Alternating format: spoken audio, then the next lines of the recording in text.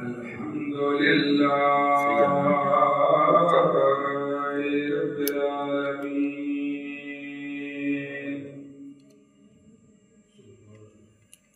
والعاقبة للمتقين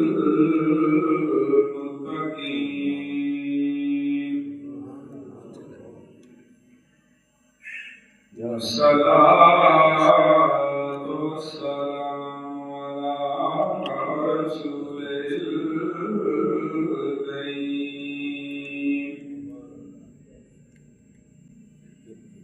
وعلى آله وأصحابه وأهل بيته وأولياء أمته وخلفاء ملته أجمعين.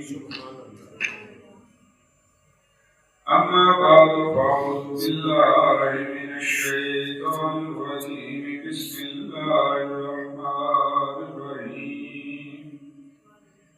الحمد لله رب العالمين الرحمن الرحيم مالك يوم الدين.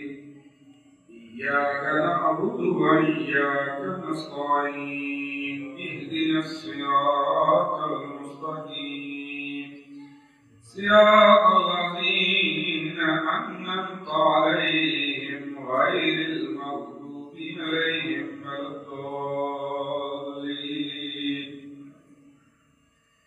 وقال الله تعالى في حكم يعصم في شأن حبيبه مخبرا وامرا إن الله وملائكته يصلون على النبي يا أيها الذين آمنوا صلوا عليه وسلموا تسليما. صاحب الصلاة والسلام عليك يا سيدي يا رسول الله وعلى آلك وصحبك يا حبيب الله. صلاة والسلام عليك يا سيدي يا رسول الله وعلى آلك وصحبك يا حبيب الله. وسويلا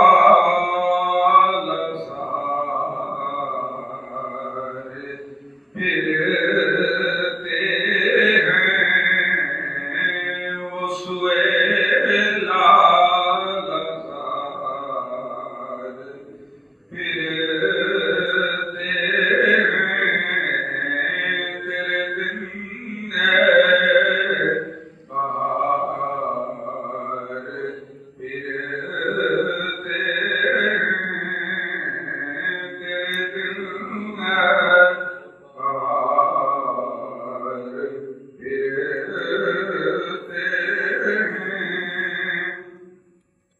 اور تیرے در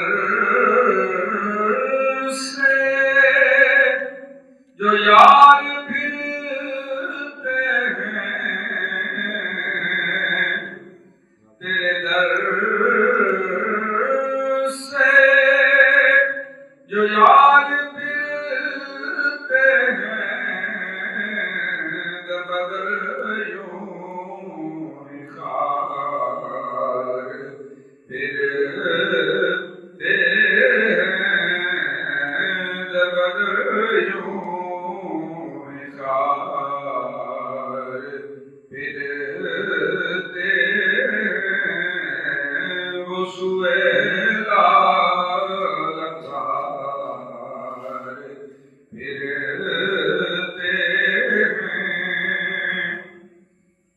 اور اس گلی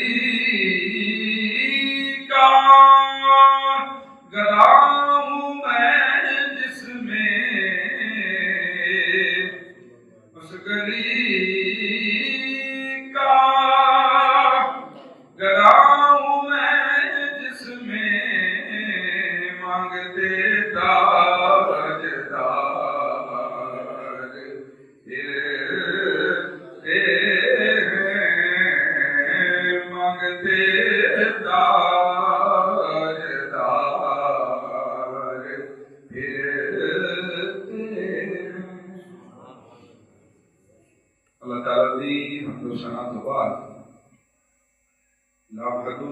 پاک سید کائنات روح کائنات جان کائنات حضرت محمد مصطفیٰ کریم صلی اللہ علیہ وسلم کی بارگاہ اندر ہدیہ تبلیغ پیش کرنے کے بعد دعا گو اللہ تعالیٰ بیان کرنے دی سنن دی حکم دی توفیق عطا فرمائے۔ قرآن حکیم کی پہلی سورہ مبارکہ سورہ فاتحہ تلاوت کرنا شرف حاصل کیتا ہے۔ یہ آیت طیبہ 7 یعنی سورت 7 آیات پر مشتمل ہے، اور اس کے اندر جڑی اہم چیز بیان کی گئی ہے وہ یہ ہے کہ تمام تعریفیں اللہ کے رب العالمین جڑا دونوں جہاناں دا سب جہاناں دا رب ہے، پالن والا ہے۔ اگے فرمایا الرحمن الرحیم، جو رحمان بھی ہے اور رحیم بھی ہے۔ اللہ تعالیٰ دے قرآن کا آغاز پہ ہوتا ہے کہ سب تو پہلے جڑی صفت قرآن وچ بیان ہوئی ہے وہ ہے رب۔ الحمدللہ اللہ اسم ذاتی رب العالمین۔ قرآن حکیم شروع پہ ہوتا ہے کہ سب تو پہلے کس شے کا ذکر پہ ہوتا ہے؟ رب کا۔ سمجھ آئی کہ رب کہ اللہ کی ذات کی صفت ہے، وہ ساری صفت ہم کو کبھی ہے جن کا ذکر اللہ نے پہلے کیا۔ رب آخر کی میں یہ عرض کرنا چاہتا ہوں، اور آپ فرمایا الرحمن الرحیم، رحمان و رحیم بھی ہے۔ صفت ربوبیت بھی رحمان و رحیم ہوتے دلالت کرتی ہے کہ اللہ رب العزت کائنات کی ہر شے کو پالن والا ہے، انسان کا پالن والا ہے۔ پالن والے کو کیا کہتے ہیں؟ رب۔ پالن والا کون ہوتا ہے؟ پالن والا وہ ہوتا ہے جڑا بلا امتیاز ہر ایک کو روزی دیتا ہے، ہر ایک واسطے روزی رساں ہے۔ اور جو کہ کل عالم انسانیت کا رب، ساری مخلوقات کا رب، اس واسطے ہر ایک کو روزی پہنچاتا ہے، چاہے کوئی اس کی ذات کا منکر ہو جائے چاہے کوئی انہوں منے۔ منن والیاں تے نہ منن والیاں سارے واسطے رب ہے، سب نو پالتا ہے، سب پہ مہربانی کرتا ہے۔ اور یہ اس کے رحمان و رحیم ہوں کے بہت بڑی دلالت ہے۔ دنیا کے اندر اگر کوئی شخص کسی کا منکر ہو جاوے، دشمن ہو جاوے، ان کی گل نہ مانے، لڑائی جھگڑا کر لاوے، ان کو کوئی بینیفٹ پہنچتا ہوئے تو روک لیتا ہے۔ یہ گل جھگڑے ہو جاتے ہیں، بندہ نوکری تے ہوتا ہے، مالکان افسر تنخواہ ہو جاتے ہیں، تو یہ کوئی سمجھان کی بات نہیں۔ انسان ایک دوسرے کے بینیفٹ روکتے رہتے ہیں، ایویں نکے نکے جھگڑے تو نکے نکے گلاں تو، لیکن وہ ذات اتنی مہربان ہے کہ کسی کا رزق روک دی۔ یہ اس کی صرف ربوبیت ہے۔ بندہ منکر ہو جائے اس ذات کا، کفر اختیار کر لے،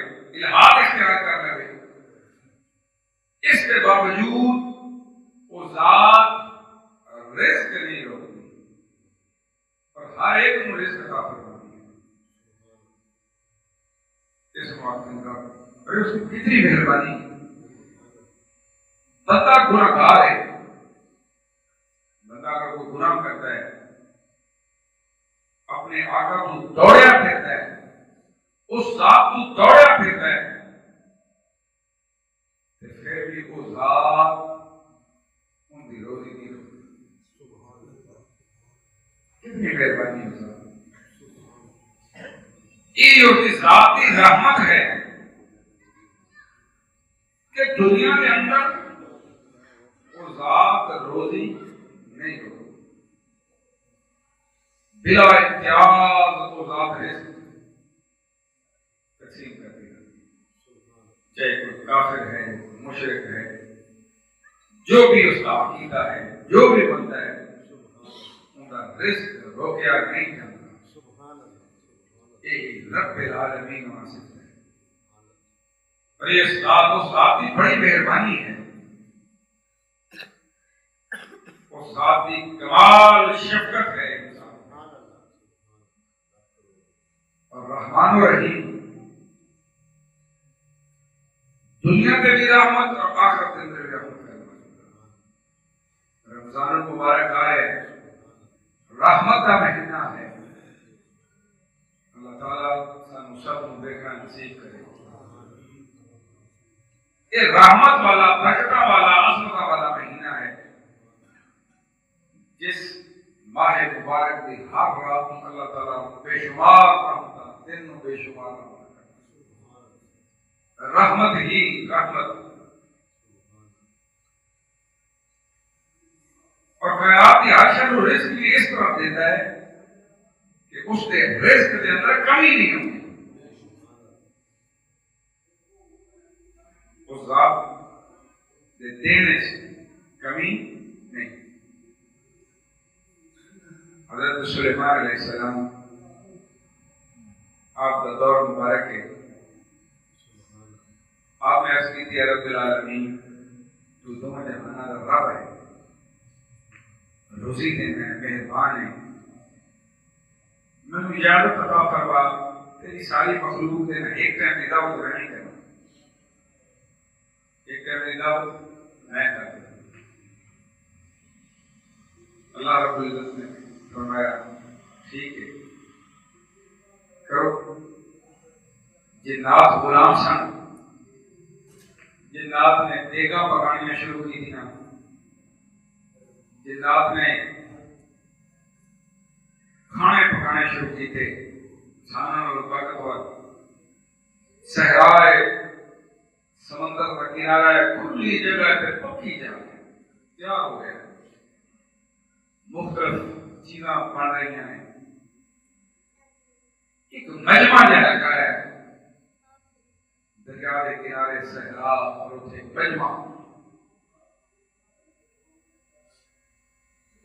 جدوں کچھ دن پکتا رہا، کافی کچھ پک گیا، کافی کچھ تیار آئی، ایک مچھی نکلی.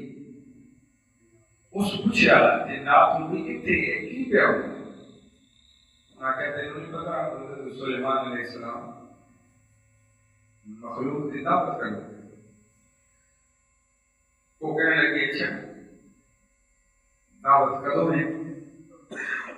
دسیا جو تاریخ جو پین پڑھیا سی دس دیتا. میں کہا دعوت میں تو بھوکی ہوں، میں ایک بار ہون دیو، ایک بار ہون چل جاؤ تو دعوت آ جائے پھر میں آ جاؤں گی. میں کہا بچی ہے کہ تھوڑا جا کھا جائے گی، کھان دو. وہ جناب مچھی آئی جو پکا یہ سارا ہی کھا. حضرت سلیمان علیہ السلام اللہ نے بات کرتے ہیں رب العالمین تیری ہی ذات رب ہے، تیری ہی ذات مہربان ہے. تو ساری مخلوق کو رزق دے سکنا کہ انسان نہیں دے سکتا. تو ایک رب ہونا اس کی ذاتی عظیم صفت ہے. اور سورہ فاتحہ کے اندر اللہ رب العزت یہ تعریف کی ہے. سورہ فاتحہ کے ایک سمجھو دو حصے ہیں اگر اسے انالیسس کرنے ہیں. ایک حصہ وہ ہے جس کے اندر اللہ رب العزت کی تعریفاں ہیں. اب بندہ کسی سے کوڑ منگن چلا جائے نا تو پہلے ان کی تعریف کرتا ہے. پہلے آخر ہے کہ تو بڑا لہن لاڑ ہے, بڑا سخی ہے, بڑا آئے پوری تعریف کرتا ہے. تعریف کرن تو بعد پھر ان کے کولوں اپنا مطلب بیان کرتا ہے کہ میں ایس مقصد آیا میں لیا یہ کر. تو سورۃ فاتحہ پہلے اللہ کی تعریف, الحمدللہ رب العالمین الرحمن الرحیم مالک یوم الدین, قیامت کے دن کا تو مالک ہے. ایاک نعبد و ایاک نستعین, ہم صرف تیری ہی عبادت کرتے ہیں, تجھ سے سبحان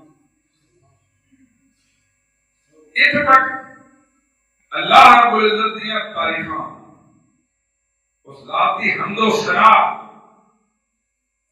بیان ہو گئی.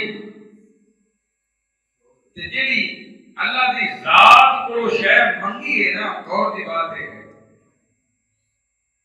وہ کیے اہدنا الصراط المستقیم, سبحان اللہ, سچیاں دے سیدھے رستے دے یا اللہ سب ہدایت دے غور رستے ان رستہ صراط الذین انعمت علیہم, سبحان اللہ, انہاں لوگاں کا رستہ جنہاں تے تو انعام کیتا ہے. غور کرو کہ اللہ والے دے رستے تے چلن دی کتنی بڑی اہمیت ہے. سبحان اللہ, سبحان اللہ. دل کے اندر ہمارا فرض ہے, سنت بھی پڑھتے ہو, نوافل بھی پڑھتے ہو, الحمدللہ ہم رمضان المبارک آئے گا تراویح بھی ادا کرو گے, صلاۃ و تسبیح بھی پڑھو گے, بہت سے نوافل ادا کرو گے مختلف طریقے سے. تلاوت ہور انداز کی ہوئے گی, قرآن حکیم پورا سنایا جائے گا.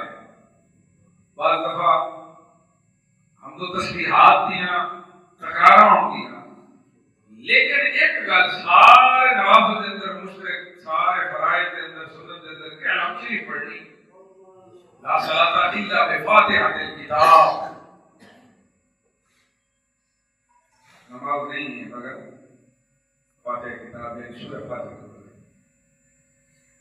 تو سورہ فاتحہ کی اہمیت کو پہلے میں سمجھانا چاہ رہا ہوں کہ اتنی اہم سورت ہے, اتنی اہم دعا ہے کہ فرض ہوئے, واجب ہوئے, سنت ہوئے, نفل ہوئے, نماز تراویح ہوئے, صلاۃ التسبیح ہوئے, صلاۃ العاشقین ہوئے, صلاۃ الخیر ہوئے, بے شمار نوافل اور نمازوں کے طریقے, لیکن سب کے اندر ہم شریف پڑھنا. جو کچھ بدلنا ہے ہم شریف تو باہر ہی بدلنا ہے. قرآن سننا ہے الحمد شریف پڑھنی, ہمارا کو تلاوت شریف دوسری رکعت میں چڑھنا الحمد شریف پڑھنی. گویا سورہ فاتحہ کی اہمیت اتنی ہے کہ بار بار یہ پڑھی جاتی ہے. اور سورہ فاتحہ کے اندر ایک دعا ہے, سورہ فاتحہ پڑھ کے دیکھو, ترجمہ پڑھو, اور کی کہتے ہیں یا اللہ کی ذات کی تعریف نے دیا دعا یہ ہے کہ صراط المستقیم,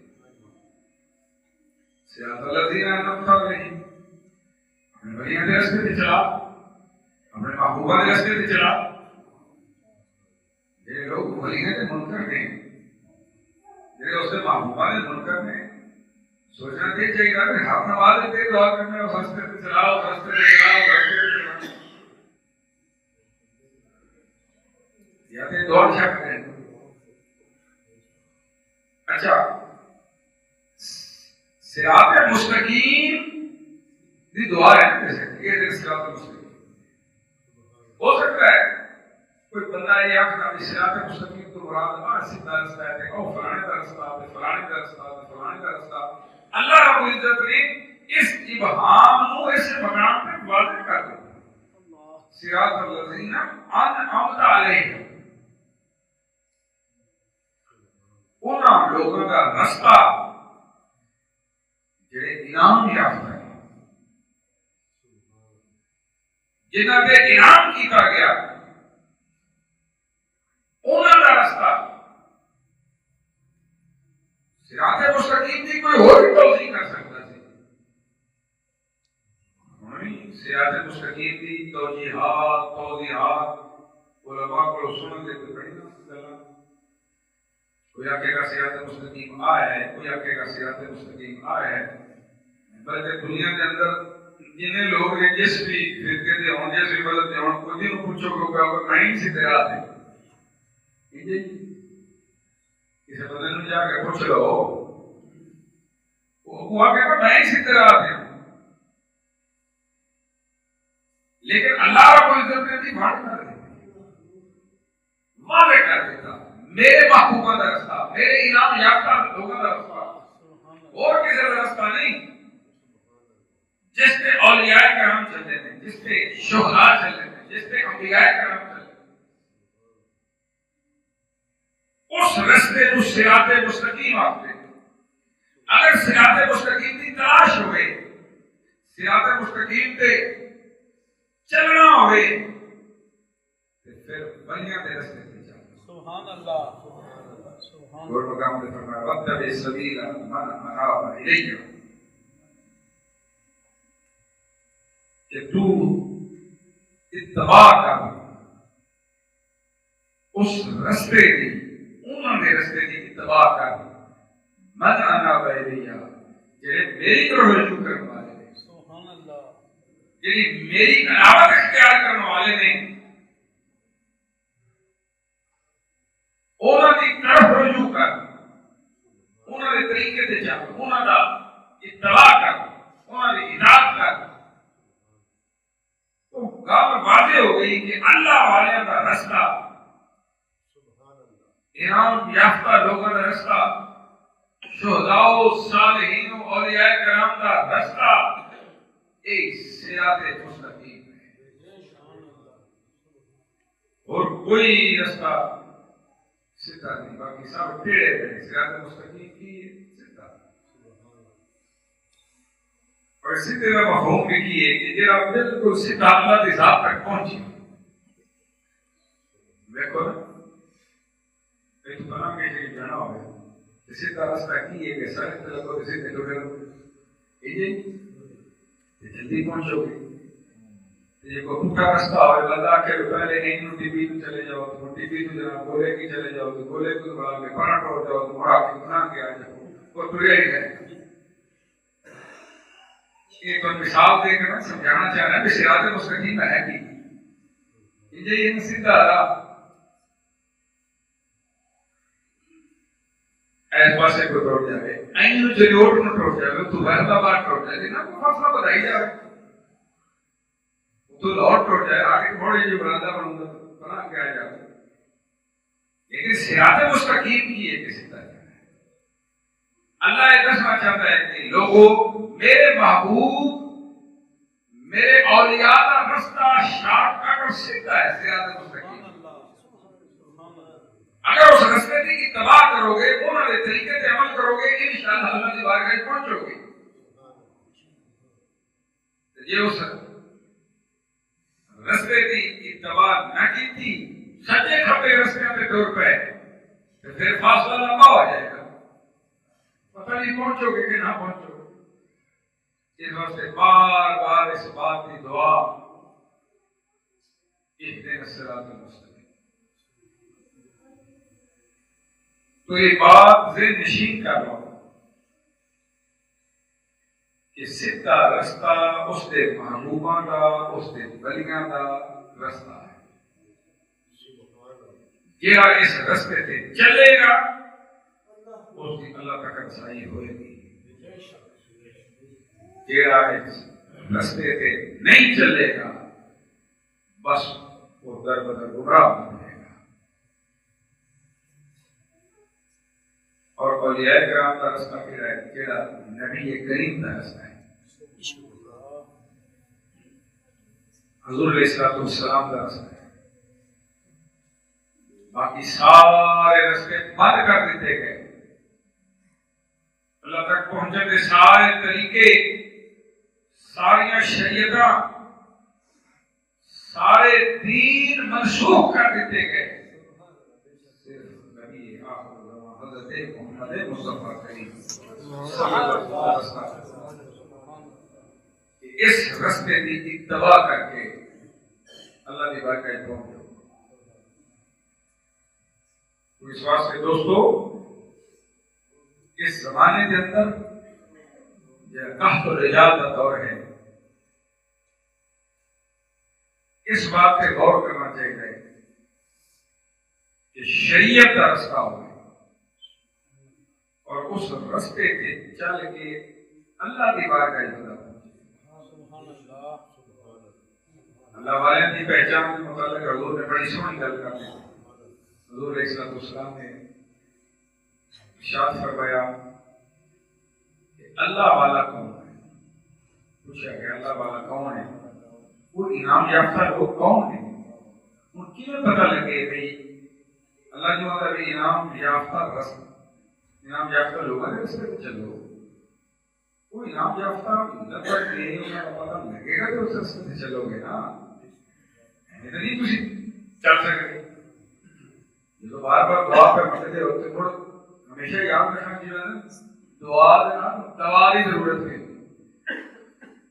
میری دعا نہیں ہوئی پھر اس رستے کی کوشش بھی ہوئی نہ، دعا پہ ہمیشہ خالی نہیں کرنی، دعا کی تھی اللہ قبول بھی کرے تھے، اس رستے سے چلنے کی کوشش بھی کرنی، آپ بھی کوشش کرنی۔ جدوں وہ آپ کوشش کرنی ہے، جدوں انعام یافتہ لوگوں کو پہچانو گے کہاں چلو گے؟ ہمیں کی پتا کہ جا کے بس پہ جاؤ۔ تو حضور علیہ السلام نے بڑی خوبصورت بات ارشاد فرمائی۔ حضور نے فرمایا کہ جس نو دیکھ کے اللہ یاد آ جائے، جنہوں دیکھ کے اللہ یاد آ جائے، جس کی مجلس کے اندر بیٹھا اللہ کی ذات کی محبت سینے کے اندر جاگ جائے، جس کی صحبت دل نو صاف کر دے، وہ اللہ